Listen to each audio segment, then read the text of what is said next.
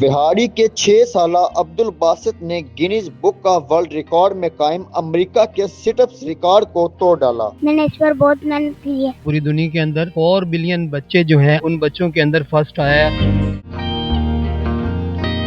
بہاری میں آپ کی ملاقات بہاری کے 6 سالہ عبدالباسط سے کروانے جا رہے ہیں، جنہوں نے Guinness book of world record میں اپنا نام درج کروا لیا۔ آئیے ان سے جانتے ہیں کہ انہیں کتنی محنت کرنا پڑی اور کیا کیا مشکلات کا سامنا کرنا پڑا۔ آئیے ان سے جانتے ہیں۔ میرے پاپا نے مجھے بہت محنت کروائی ہے اور میں نے اس پر بہت محنت کی ہے۔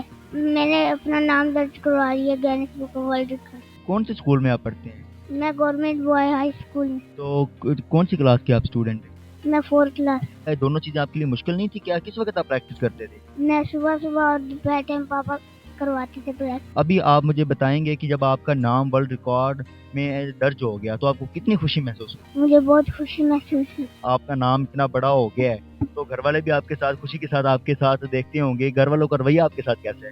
اچھا ہے۔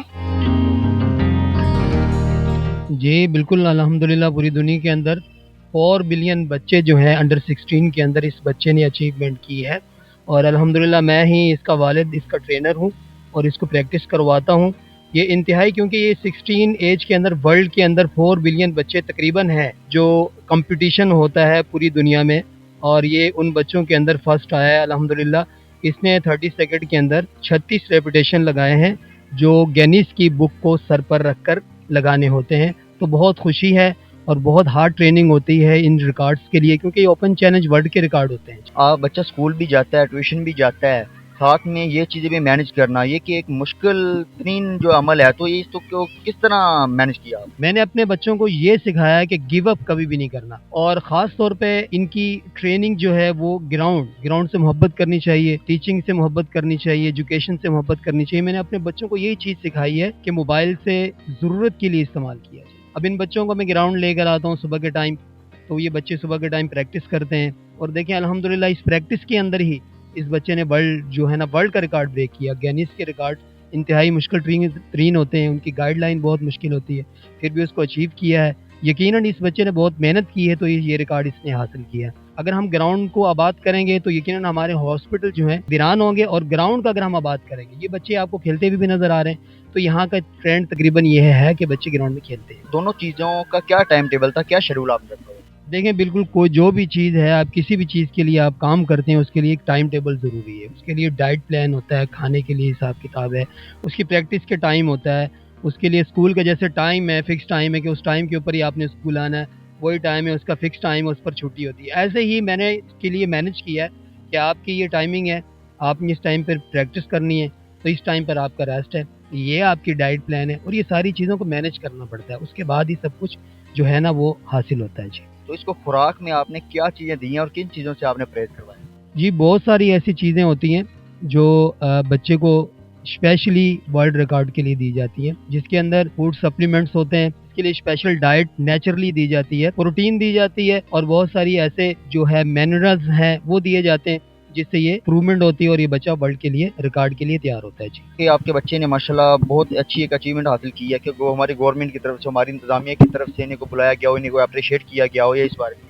جی اب تک تو نہیں بلایا گیا کہ ہمارے یہ بچے، اگر ہم ان بچوں کے اوپر فوکس نہیں کریں گے، اگر ان کو ہم سیلیبریٹ نہیں کریں گے، تو یاد رکھیں یہ آنے والے مستقبل میں ہمارے بچوں کا فوکس جو ہوگا، جو زیادہ ٹرینڈ چلا ہوا ہے ان کی طرف ہی ہوگا۔ جیسے یوٹیوبرز کی طرف ہیں، چھوٹے چھوٹے بچے ہیں، وہ ٹک ٹاکر ہیں، موبائل دے دو بس ان کی طرف فوکس، سارا کا سارا ان کا فوکس موبائل کی طرف ہوتا ہے، ٹک ٹاک کی طرف ہوتا ہے۔